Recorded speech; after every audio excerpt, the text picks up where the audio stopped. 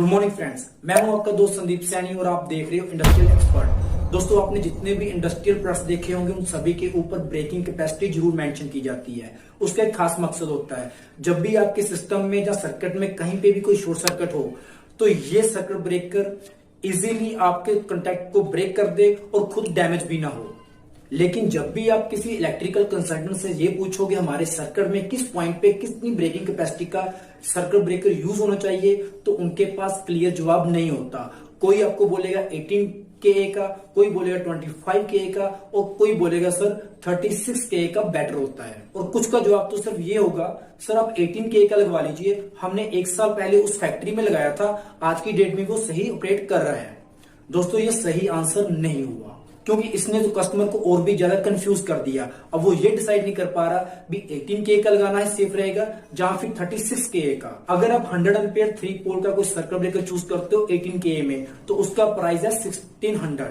और अगर आप उसी सर्किट ब्रेकर को आप 25 के में सिलेक्ट करते हो तो उसकी वैल्यू है 3400।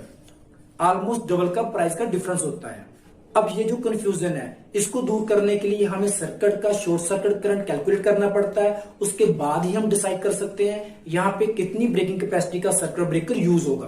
तो इसको समझने के लिए हमें अपने सर्किट के डिफरेंट लोकेशन पे शॉर्ट सर्किट करंट की वैल्यू पता होनी चाहिए। मतलब ट्रांसफार्मर से लेकर लोड तक अगर कहीं भी इन बिटवीन कोई शॉर्ट सर्किट होता है तो उस पॉइंट पे हमारे शॉर्ट सर्किट करंट की वैल्यू क्या होगी। और इस कैलकुलेशन के बिना अगर आप सर्किट ब्रेकर चूज करते हो तो ये सबसे बड़ी बेवकूफी होगी। दोस्तों, मेरी वीडियो थोड़ी सी लेंथी होती है क्योंकि मेरा पर्पस ये होता है कि आपको स्टेप बाय स्टेप किस चीज के साथ क्या रिलेशन है वो बिल्कुल क्लियर हो।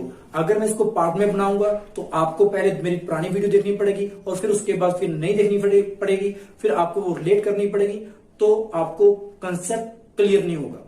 तो चलिए दोस्तों, वीडियो को स्टार्ट करते हैं। पहले कुछ बेसिक बातें और टेक्निकल कैरेक्टरिस्टिक्स को समझ लेते हैं, क्योंकि इसको समझने के साथ साथ हमारी अगली जो कैलकुलेशन होगी वो बहुत इजी हो जाएगी। दोस्तों, इस कैलकुलेशन को करने का सबसे आसान मेथड ये है कि आपको कैलकुलेशन ऊपर से नीचे की ओर करते आना है। मतलब हमें सोर्स से कैलकुलेशन करते हुए लोड की तरफ जाना है। अगर basic point two point calculation procedure method follow करें तो उसमें सबसे पहले है ट्रांसफार्मर की फुल लोड के ऊपर एम्पेयर की वैल्यू। तो उसमें सबसे पहले है ट्रांसफार्मर फुल लोड एम्पेयर और इसको बोलेंगे स्टेप 1। अगर ट्रांसफार्मर 3 फेस है तो उसके लिए इक्वेशन है full load ampere equal to KVA into 1000 divided by line to line voltage into 1.732।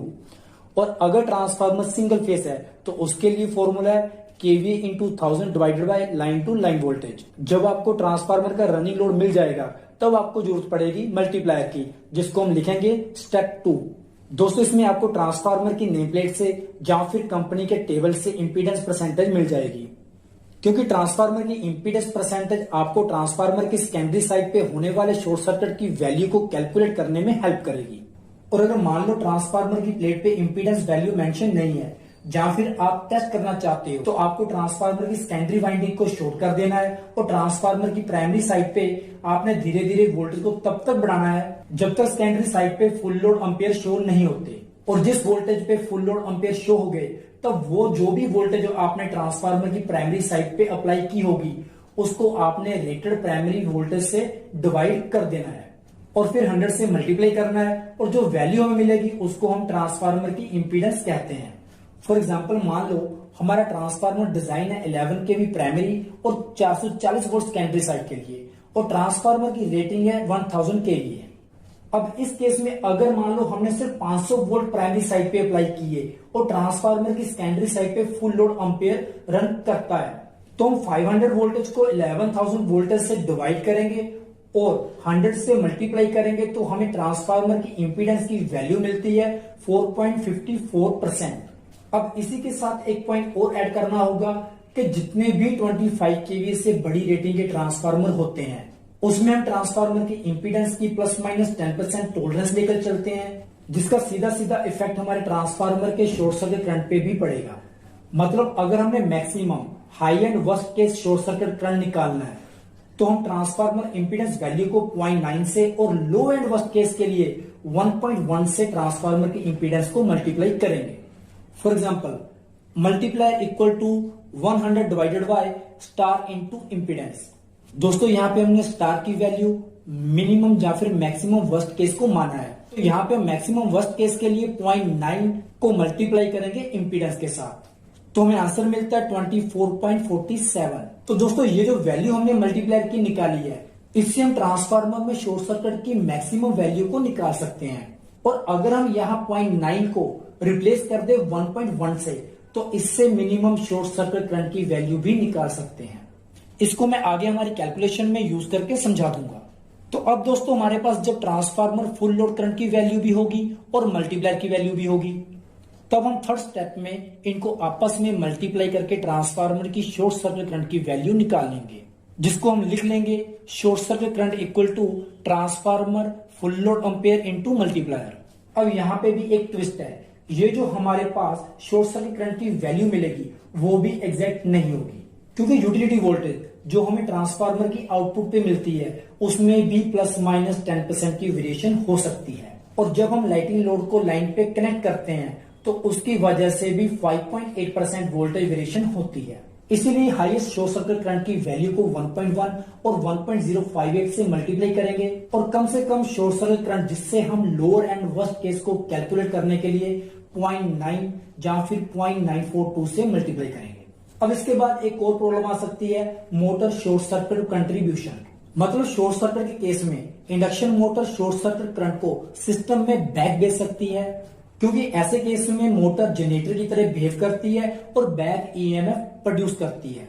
तो अब मोटर का कितना कंट्रीब्यूशन होगा हमारे शॉर्ट सर्किट करंट के केस में, वो डिपेंड करता है मोटर की हॉर्स पावर कैपेसिटी पे, इनपुट वोल्टेज पे, सिस्टम के रिएक्टेंस पे जहां पे फॉल्ट जनरेट हुआ और मोटर की इंटरनल रिएक्टेंस पे। तो सिंपली अभी हम इसको एक स्टैंडर्ड के अकॉर्डिंग जो भी मोटर का रेटेड करंट होगा उसको 4 to 6 टाइम मल्टीप्लाई कर देंगे, तो हमें मोटर की शॉर्ट सर्किट करंट कंट्रीब्यूशन की वैल्यू मिल जाएगी। दोस्तों ये सभी कैलकुलेशन जो अभी तक हमने स्टडी की है वो ट्रांसफार्मर की सेकेंडरी साइड होने वाले शॉर्ट सर्किट के लिए थी, लेकिन अगर ये शॉर्ट सर्किट ट्रांसफार्मर से कुछ मीटर दूरी पे हो तो इसकी कैलकुलेशन के लिए इक्वेशन चेंज हो जाएगी, जैसे कि तब हमें जरूरत पड़ेगी एफ फैक्टर की। दोस्तों आगे कोई भी कैलकुलेशन करने के लिए एफ फैक्टर हमारे बहुत ही काम आने वाला है। तो एफ फैक्टर को निकालने के लिए 3 फेज सर्किट के लिए इक्वेशन होती है F equal to 1.732 into length into 3 phase current divided by constant into number of conductor per phase into line to line voltage. Single phase में अगर short circuit line to line होता है तो उसके लिए इक्वेशन है F equal to 2 into length into line to line current divided by constant into number of conductor per phase into line to line voltage. और अगर short circuit line to neutral के बीच में होता है तो इक्वेशन होगी F equal to 2 into length into line to neutral current divided by constant number of conductor per phase into line to neutral voltage. यहां इस इक्वेशन में एक पॉइंट नोट करना, हमने लाइन टू न्यूट्रल करंट के ऊपर plus का mark दिया है। दोस्तों इसका मतलब है कि single phase centre type transformer की secondary side line to neutral fault current की value line to line fault current की वैल्यू से ज्यादा होती है, जिसके लिए हम अप्रोक्सीमेट वैल्यू 1.5 से line to line fault current को मल्टीप्लाई करते हैं और जो वैल्यू हमें मिलेगी उस वैल्यू को हम इस लाइन टू न्यूट्रल करंट से रिप्लेस करेंगे। ये जो वैल्यू हमने 1.5 मानी है ये वेरी करती है ट्रांसफार्मर के टर्मिनल से डिस्टेंस तक और वायर के साइड पे, मतलब ये 1.33 से 1.67 कुछ भी हो सकती है। अब इसमें से कौन सी फिगर हमें यूज करनी है वो डिपेंड करती है ट्रांसफार्मर की प्राइमरी और सेकेंडरी वाइंडिंग की रेशियो पे, जिसके लिए हमें इतनी डीपली जाने की जरूरत नहीं है। हम अपनी कैलकुलेशन के लिए 1.5 को याद रखेंगे। तो यहाँ पे इन 3 इक्वेशन में आपको कुछ कैरेक्टरिस्टिक्स नजर आ रहे हैं, तो इसको भी समझ लेते हैं। फर्स्ट है L means length of conductor to the fault. Length को हमेशा हम फीट में लेंगे और ये वो लेंथ होगी जहां पे फॉल्ट पड़ेगा वहां से ट्रांसफार्मर तक। सेकेंड है सी, इसका मतलब है कांस्टेंट। इसकी वैल्यू आपको टेबल से मिल जाएगी। अगर तो आपके सर्किट में कंडक्टर यूज हुआ है तो उसकी वैल्यू के लिए आपको टेबल 1 देखना है, और अगर बसवे से कनेक्टेड है तो सी कांस्टेंट की वैल्यू आपको टेबल 2 से लेनी होगी। नेक्स्ट है N means number of conductor per phase, मतलब आपने जितने भी नंबर ऑफ कंडक्टर पैरेलल में यूज किए हैं वो नंबर हम यहाँ पे यूज करेंगे। नेक्स्ट है आई, शॉर्ट सर्किट करंट की वैल्यू है जो हम सर्किट की बिगिनिंग में कैलकुलेट करेंगे। उसके बाद आता है ई, इसको आप अप्लाइड वोल्टेज भी बोल सकते हो और सर्किट वोल्टेज भी बोल सकते हो। नेक्स्ट है step 5, calculate M. M means multiplier. तो इसको कैलकुलेट करने के लिए हमारे पास फॉर्मूला है, वो है 1/1 प्लस एफ। दोस्तों यहाँ पे एफ में हम वो वैल्यू पुट करेंगे जो हमने स्टेप 4 में 3 फेज या फिर सिंगल फेज के लिए एफ फैक्टर निकाला होगा। नेक्स्ट आता है स्टेप 6। इस स्टेप में हम सर्किट में जिस पॉइंट पे फॉल्ट जनरेट होगा उसका short circuit symmetrical RMS current calculate करेंगे, जिसकी इक्वेशन है system RMS short circuit current equal to short circuit current into multiplier. Next है स्टेप 6। अगर वहां पे कोई मोटर होती तो मोटर का शॉर्ट सर्किट कंट्रीब्यूशन भी ऐड करेंगे, जिसके लिए हम जो भी मोटर रेटेड करंट होगा उसको 4 से मल्टीप्लाई कर लेंगे। दोस्तों ये सारे स्टेप अगर आपने सीख लिए तो आप कभी भी इरेक्शन वर्क में फेल नहीं होगे। लेकिन इसके आगे भी कैलकुलेशन है, वो भी हमें पता होना बहुत जरूरी है। हो सकता है किसी साइट पे किसी एक ट्रांसफार्मर के आगे डाउनस्ट्रीम में कोई दूसरा ट्रांसफार्मर भी कंटिन्यू ऑपरेशन में हो, तब उस ट्रांसफार्मर की secondary side short circuit current की वैल्यू भी कैलकुलेट करनी पड़ सकती है। जैसे कि आप डायग्राम में देख सकते हो कि एक मेन ट्रांसफार्मर है और उसके आगे डाउनस्ट्रीम में एक और ट्रांसफार्मर कंटिन्यू रनिंग में है। यहां तक तो हमने हर एक एंगल से शॉर्ट सर्किट करंट की वैल्यू निकाल ली थी। अब हमें इस ट्रांसफार्मर की सेकेंडरी साइड पे शॉर्ट सर्किट करंट की वैल्यू निकालने के लिए फिर से एफ फैक्टर निकालना होगा, अगर हमें primary winding short circuit current की वैल्यू पता होगी तो। और हमें अपनी प्राइमरी शॉर्ट सर्किट करंट की वैल्यू जरूर पता होगी अगर हमने इस लेवल तक शॉर्ट सर्किट करंट की कैलकुलेशन की होगी। जो भी लास्ट में हमारे पास वैल्यू मिली होगी शॉर्ट सर्किट करंट की, वही हमारे ट्रांसफार्मर की प्राइमरी शॉर्ट सर्किट करंट की वैल्यू होगी। तो हम यहां लिख सकते हैं step A, calculate the F factor. अगर तो आपके यहाँ पे 3 फेज ट्रांसफार्मर है तो इक्वेशन बनती है F equal to primary short circuit into primary voltage into 1.732 into impedance divided by 10 lakh into transformer के लिए। और अगर डाउनस्ट्रीम में सिंगल फेज ट्रांसफार्मर है तो उसके लिए इक्वेशन है F equal to primary short circuit current into primary voltage into impedance divided by 10 lakh into transformer के लिए। नेक्स्ट है स्टेप बी।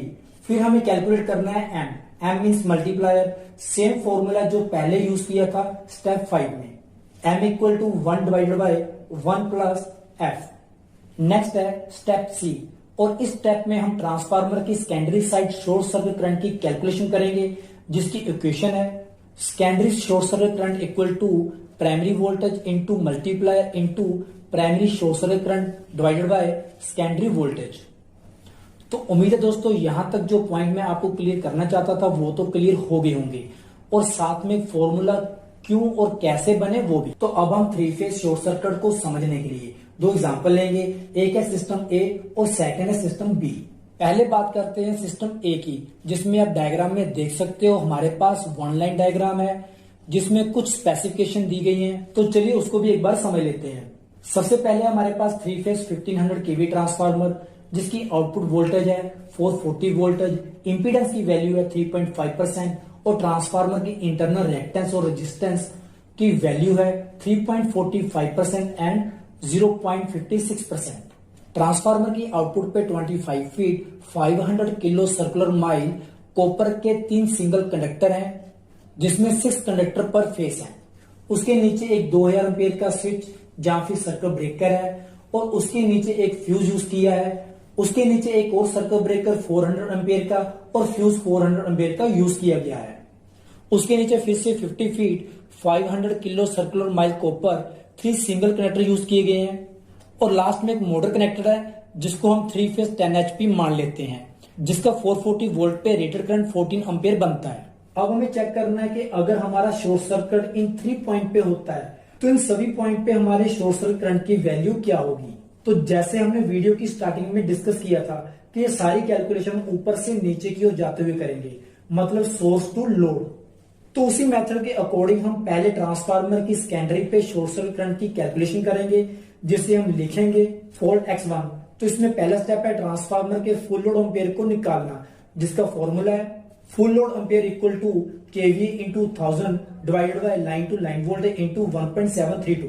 केवी की वैल्यू में पड़ता है 1500 और लाइन टू लाइन वोल्टेज की वैल्यू में पड़ता है 440।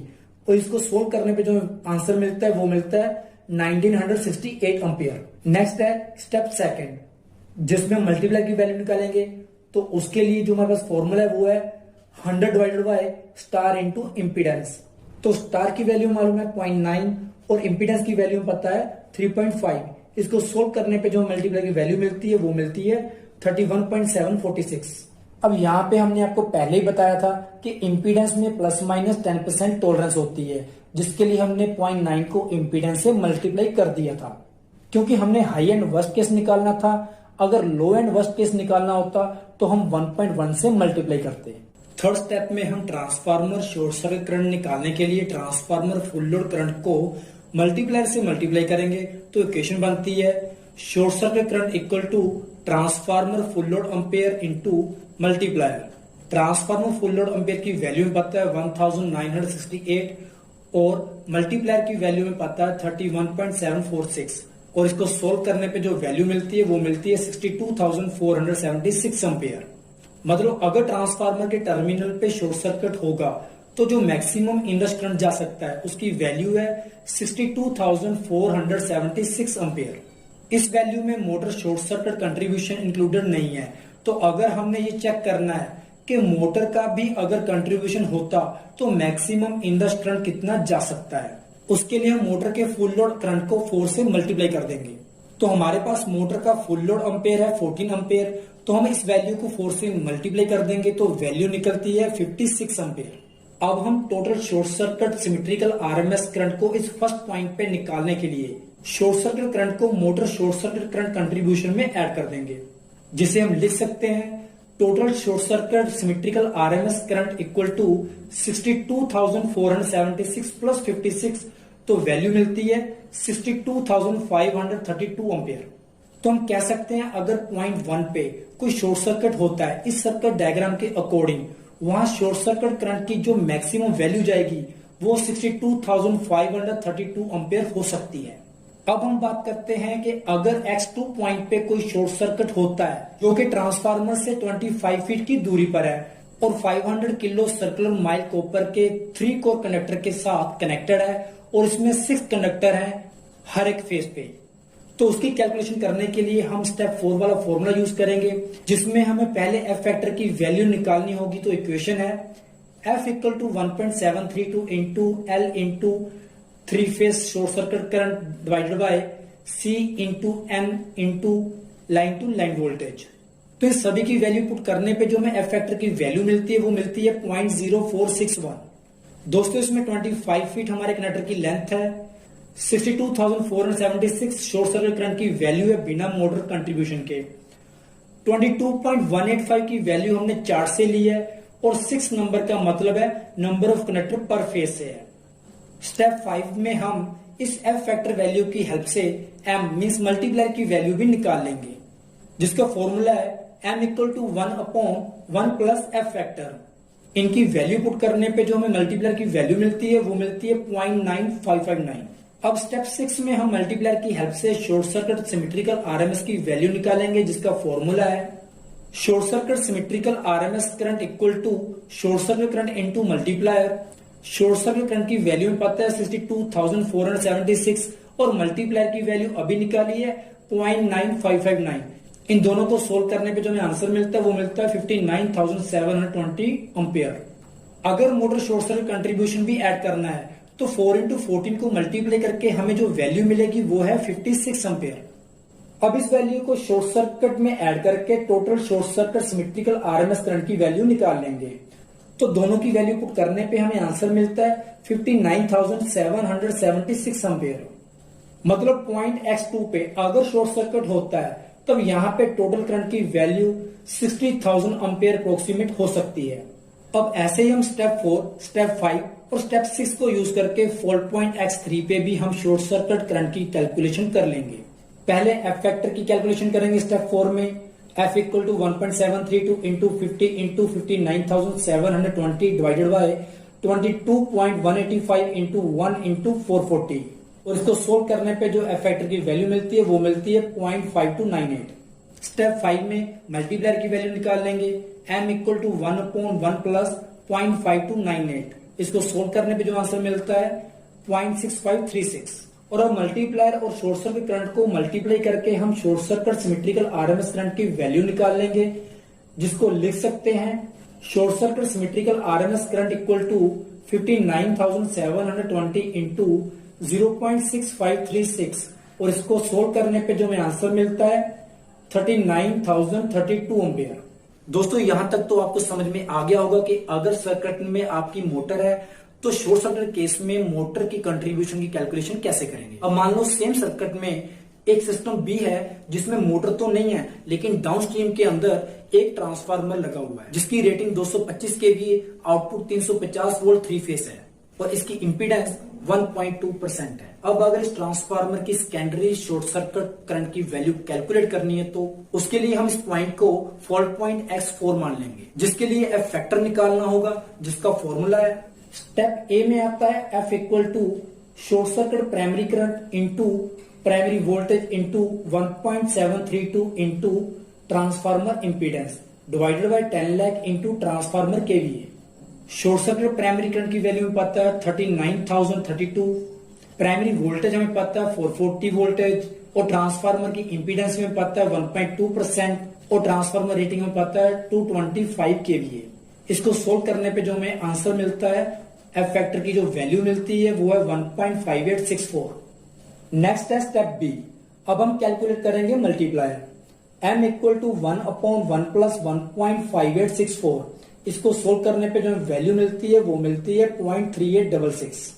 स्टेप सी में short circuit symmetrical RMS current की वैल्यू निकालने के लिए फॉर्मूला यूज करेंगे short circuit secondary current equal to primary voltage into multiplier into short circuit primary current divided by secondary voltage और इन सभी की वैल्यू पुट करने पे जो हमें आंसर मिलता है वो मिलता है 18,970 एम्पियर। तो हमारे डाउनस्ट्रीम ट्रांसफार्मर की सेकेंडरी टर्मिनल पर शॉर्ट सर्किट करंट की वैल्यू 18,970 एम्पियर होगी अगर हमें उस ट्रांसफार्मर की primary side short circuit current की वैल्यू पता होगी। तो उम्मीद है दोस्तों आपको मेरी इस वीडियो से किसी भी इलेक्ट्रिकल सर्किट में सोर्स टू लोड जाते हुए शॉर्ट सर्किट की कैलकुलेशन कैसे करनी है उसके बारे में कंप्लीट नॉलेज मिल गई होगी। अगर आपको मेरी वीडियो अच्छी लगती है प्लीज लाइक एंड शेयर कीजिए और मेरी नई वीडियो का नोटिफिकेशन पाने के लिए प्लीज मेरे चैनल को सब्सक्राइब कीजिए। Thank you.